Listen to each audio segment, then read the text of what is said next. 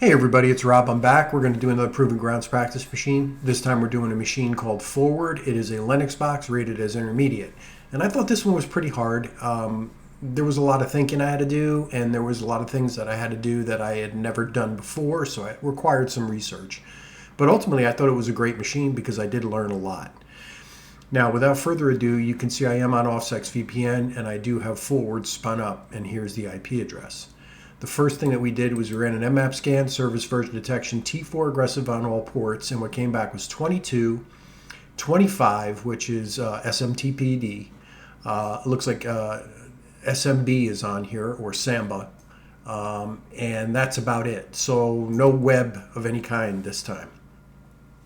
So really all we could do to start off with, at least, I thought was, or the easy thing to start off with, would be SMB. So we're going to open a terminal, and we're going to use SMB client to see what shares are on offer with this machine. So SMB client, capital L list shares, and then we have the IP address of the machine. So we're going to hit enter. We're going to hit enter for the password. And we can see it looks like we got at least a partial listing of SMB shares here. And there's something that sticks out right away is that utils. So we're going to probably want to connect to that and see if we have the ability to connect to that. So we'll do utils, and we got to get rid of the L now because we're actually trying to connect.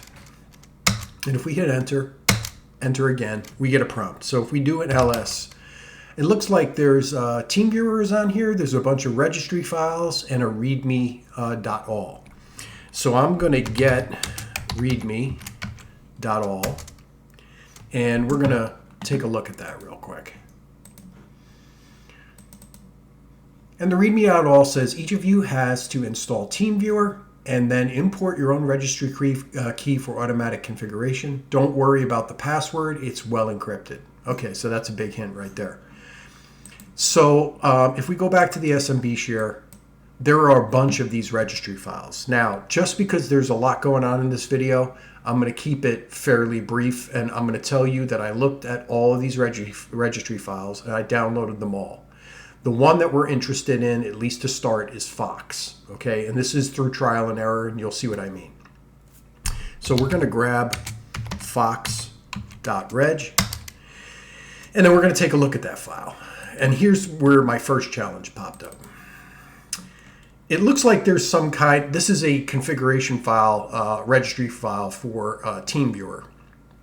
And it looks like it will do all the settings and configuration, including the username and password and all that stuff.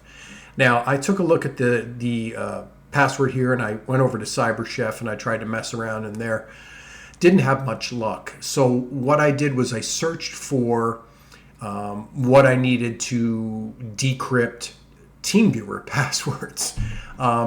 Turns out there's a script for that. Somebody wrote a program in Go, and it looks like they may have even written this for this particular machine because this file looks exactly the same, although theoretically you would guess that all TeamViewer configuration files that are for registry for Windows would probably look the same.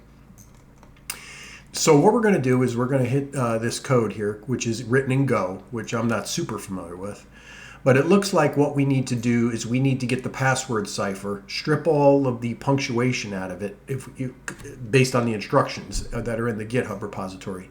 And then we can run this program to decrypt the password.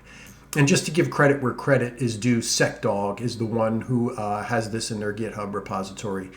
So great job on this. This thing worked fantastic. So we're going to download this code. All right, we're going to open a folder, and I'm going to pop this open in Mousepad.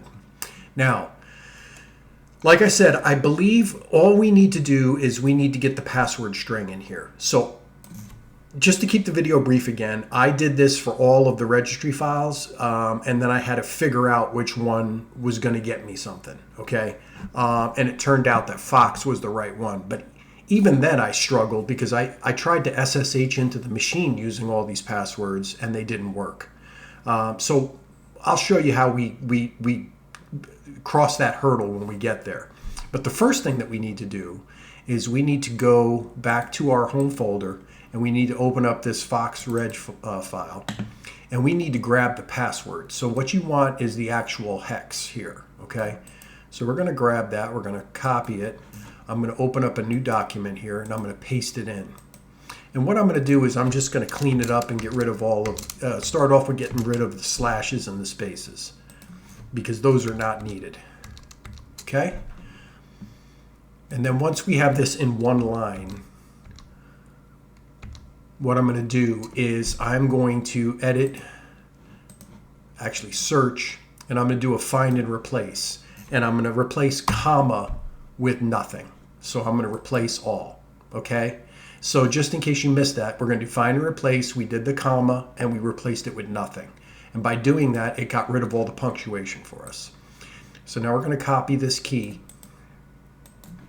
We're going to go back to the Go program, and we're going to replace the hex with our hex. Okay. Now I'm going to click Save, and then we're going to go back to our folder with the Go program. We're going to open another terminal, and I believe to run a Go program, all you need to do is type Go run, and then we're going to run it on the main Go, which is the program. Okay, so Go run, which actually compiles and runs the program, and then the name of the program, which is main.go. Okay, so if we hit enter, takes a second, but you can see we get this crazy password for Fox. Okay. Now, like I said, I tried to SSH into the machine and it did not work. And I was stuck here for quite some time. Okay. Because there really was no other mechanism that I could see to use this password and take advantage of this machine. So what I thought to do finally was to see, because it looks like we only got a partial listing of SMB shares there, if maybe there were some SMB shares that weren't visible. Okay, so that's where we did SMB client, and I'll explain this to you. Actually, is that IP address correct? It is. I believe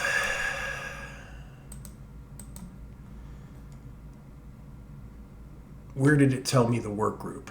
I think it told me the work group when we connected the first time. Yeah, work group is right here. So we want to make sure that we put this work group in there when we're logging in as Fox. Okay. So you can see what I did here is I did SMB client. I'm just looking for an SMB share with the name Fox. And this is important right here, because if you don't do this, you're not going to be able to connect. You can't use work group. You have to use the actual work group. Okay. That's why it was important to pay attention here. And they give you this information for a reason. Okay. So what we're going to do is we're going to try and connect here. And I'm going to copy in this crazy password. And we're going to see what happens. Paste. And we're in. We have a prompt. So if I do an LS, we can see we're in Fox's home directory. Now we can certainly get local.txt. Okay.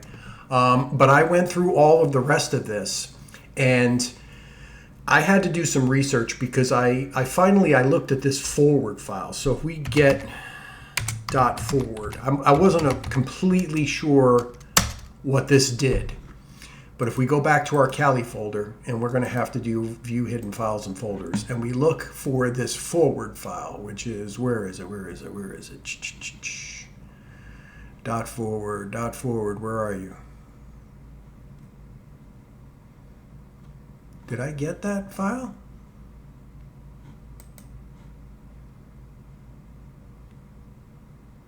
Or am I just being blind here?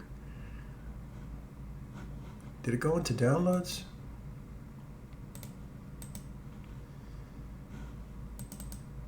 Oh, you know what? Did I put a dot in front of that? I bet you I tried to grab. Oh, I did get it.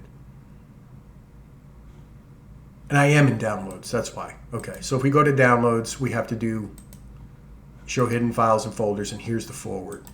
So if we open this in Mousepad, it looks like it runs some kind of executable in here. So I did some research on SMTP enumeration and also this forward file.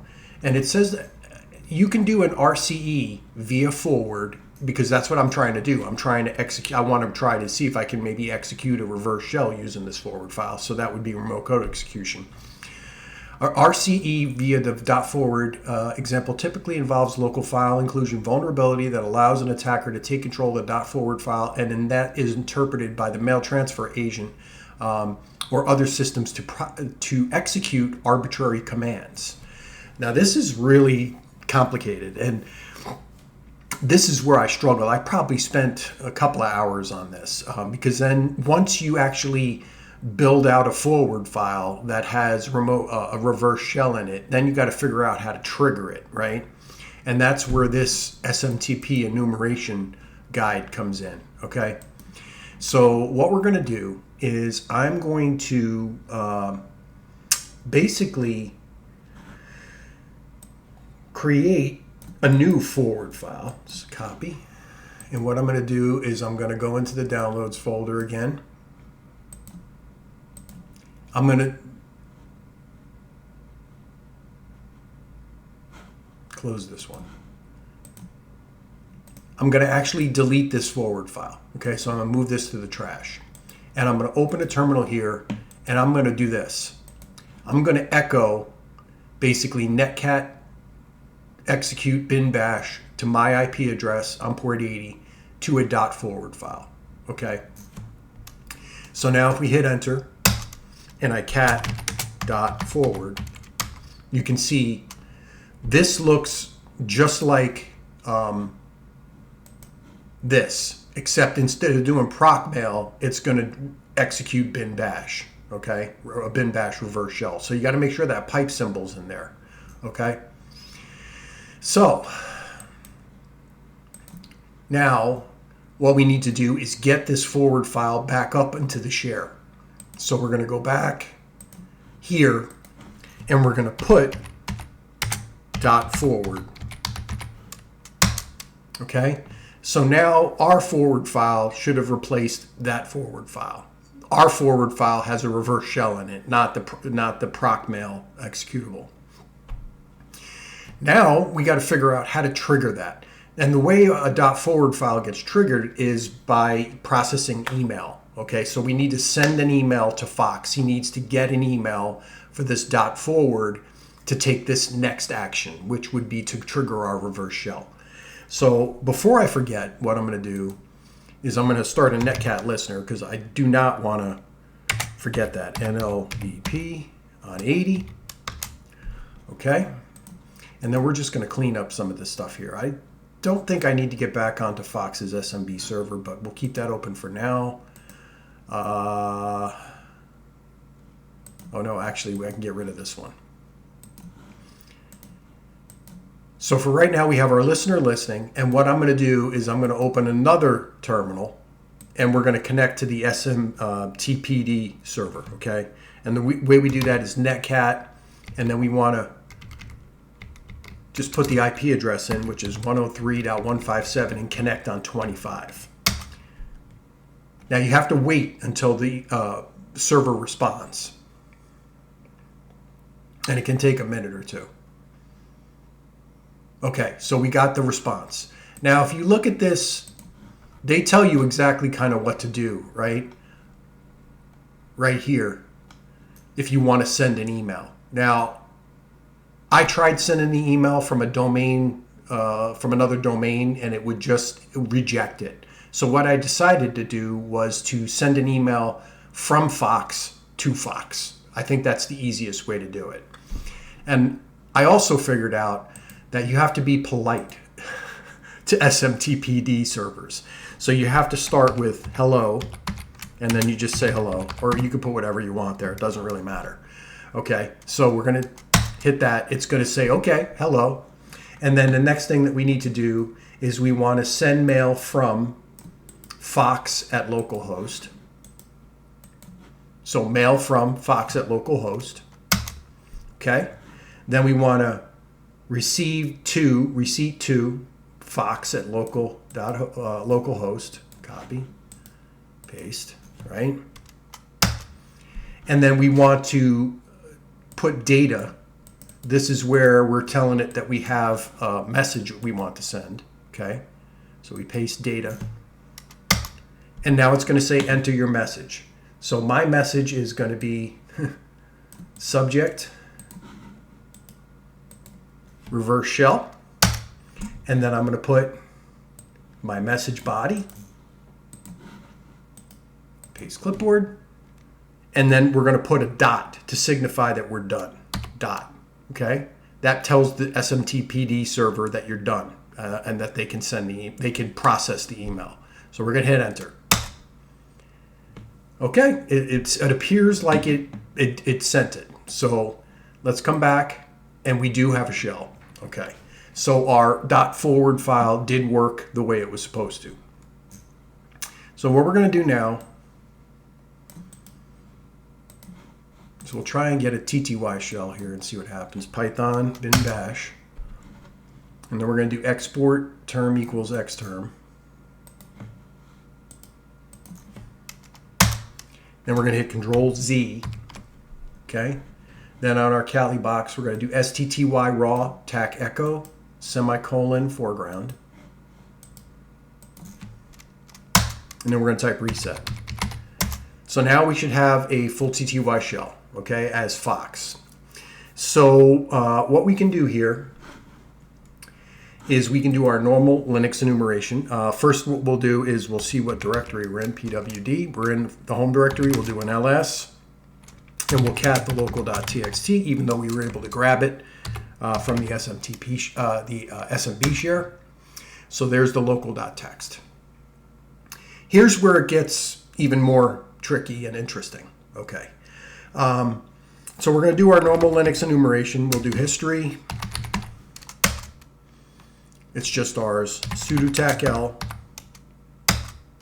and then we'll have to grab, I don't think this password works for Fox. I think this was just an an SMB password.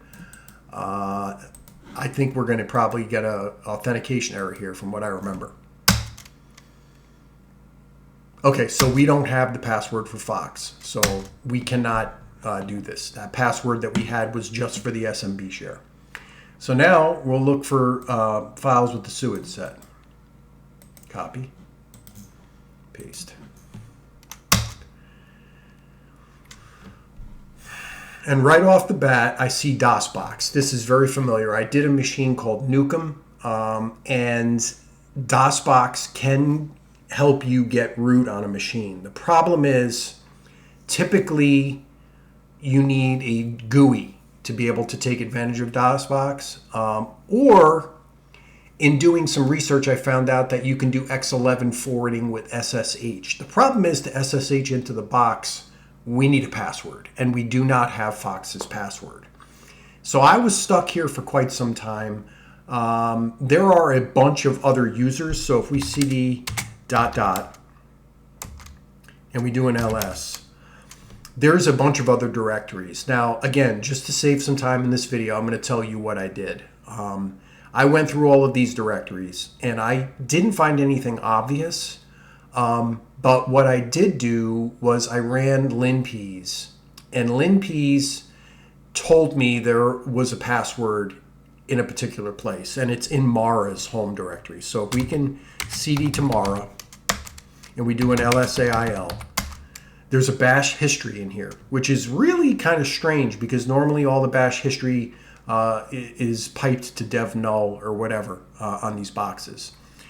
So if you run linpeas right near the bottom where it starts to do all the searching for the passwords, it's going to tell you to look in Mara's home directory and that there's passwords, potentially passwords in the bash history. Okay, so if we cat .bash _history, there's a password here. This cheerlokj99. Okay. Now, here's the thing.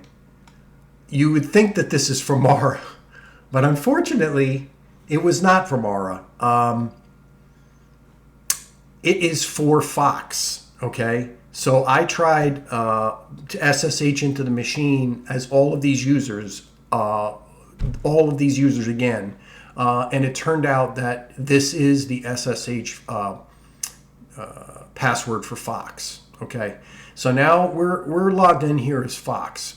What I believe we can do now is we can now SSH using the X11 forwarding, because if you go to GTFO bins and you put dosbox in here, you're going to see that there's a way for you to mount a drive, right? The local file system as a drive, and then basically overwrite files, okay? Because it's running with the SUID, your root. Now, I tried to do it like this, and I didn't have a lot of success. What I ended up doing was copying the password file, adding the user, and doing it that way. So I think that's what we're going to try and do here again. So let me close this. Close this. All right, so because we're Fox, what I'm going to do is I'm just going to prepare this file now, okay? So we're going to do CD to get back to our home directory. So if we do a PWD, we're in Fox's home directory. If we do an LSAIL, it's all the files that we know about, right? So what I'm going to do is I'm going to copy, if I can, etc passwd to passwd. All right, so if we do an LSAIL, we can see that we have the passwd file. So what I'm going to do now is I'm going to nano passwd, and then what I'm going to do is I'm going to scroll down, and I'm going to add a user.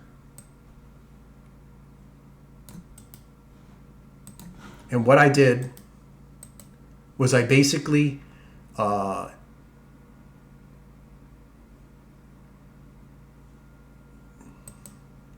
generated, and I think I got to get rid of these.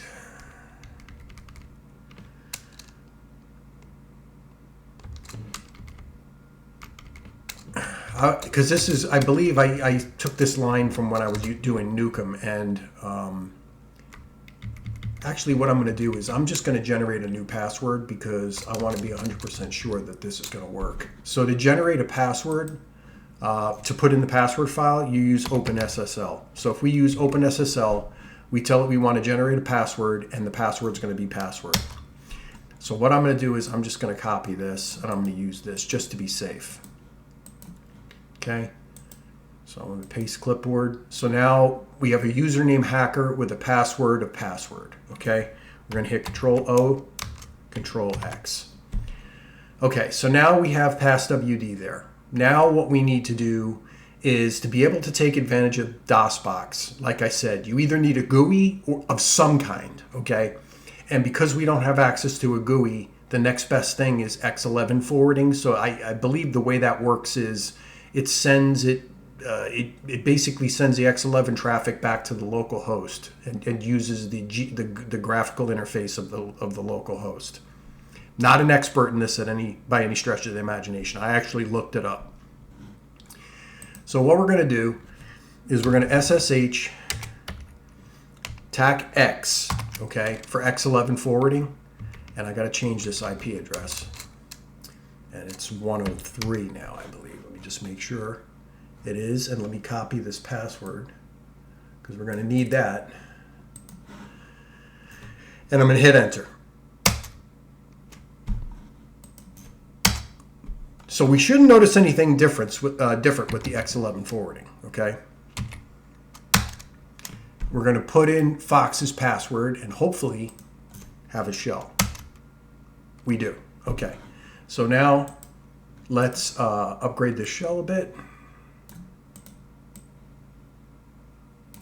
Copy. With our Python bin bash, okay? And now I believe all we have to do is run dosbox. So let's give it a try. So if we type dosbox, let's see what happens.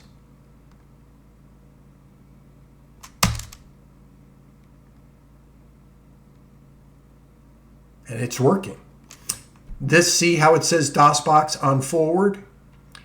Okay, so I also did some research on this as well. Here's a whole, I'm going to include a link to this. It tells you how to do everything in dosbox. So it's pretty simple. But what we're going to do is we're going to mount the local file system, which is the Linux file system, on a drive. Okay, and I'm just going to use C. The way you do that is you mount C, and then we want to mount the local file system. Now it's going to give you a warning saying you shouldn't do this, but it's fine. Okay, so now we should be able to just change to C. Okay, and now what we want to do is we want to echo the password file in our home directory and overwrite the password file that's in the etc password file. Okay, so we're going to echo basically, or we're going to, it's not, we can't use echo, we have to use type because DOSBox is obviously Microsoft. Okay, so basically we're going to take the contents of our password file and we're going to pipe it into the etc password file. So theoretically, after this is over with, we should be able to go back to our other shell and just switch user to hacker, God willing. Okay, so the way we do this is type, and we want what's in home, Fox, and you notice I'm using the Windows nomenclature here, not the Linux nomenclature of the /. We're using the backslashes.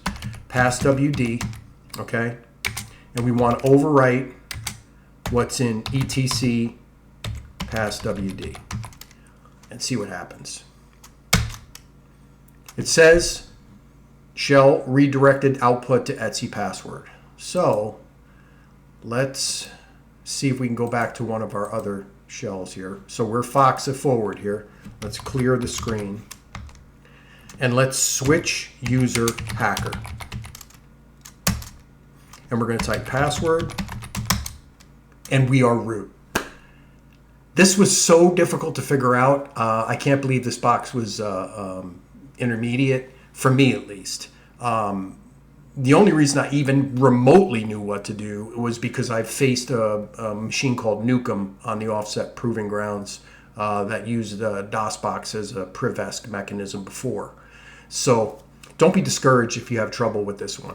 The other part is trying to figure out what you can do with Fox in that original password. It took me hours to finally try and see if there was an SMB share I could connect to. Okay, so we're going to do cd root ls cat proof.txt, and there's the flag. So this machine was really interesting and I learned a lot. I enjoyed it. And I thought it was, a great learning experience for me.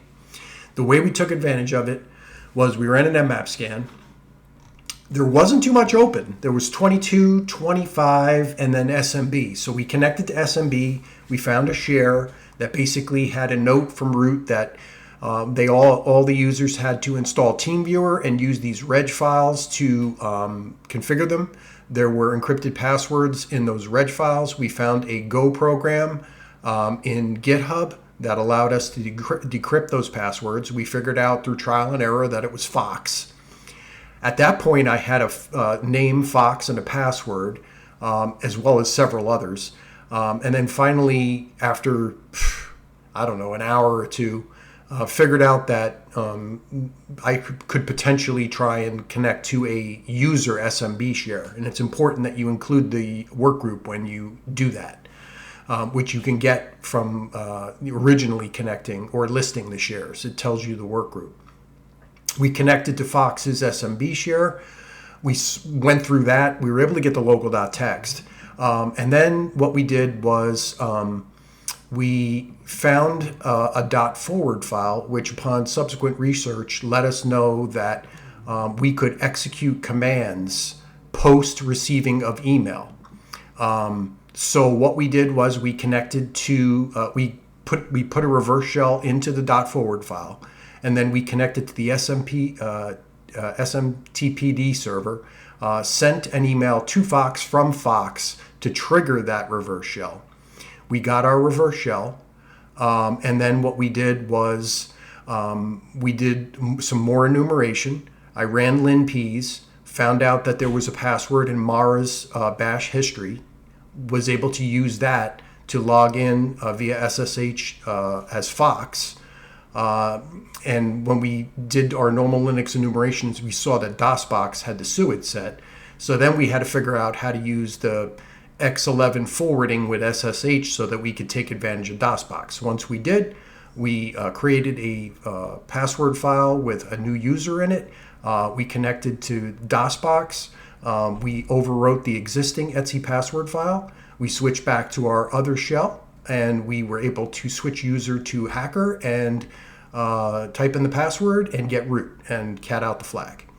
So I hope you found this video useful. I hope you learned something. If I used any links, they'll be in the description below. If you have any questions, comments, concerns, criticisms, just want to say hi, drop a comment, would love to chat. Check out our Discord server. We'd be happy to have you. You can ask questions there as well. All the information is on my YouTube page. I want to thank you guys for watching, and I'll see you in the next video.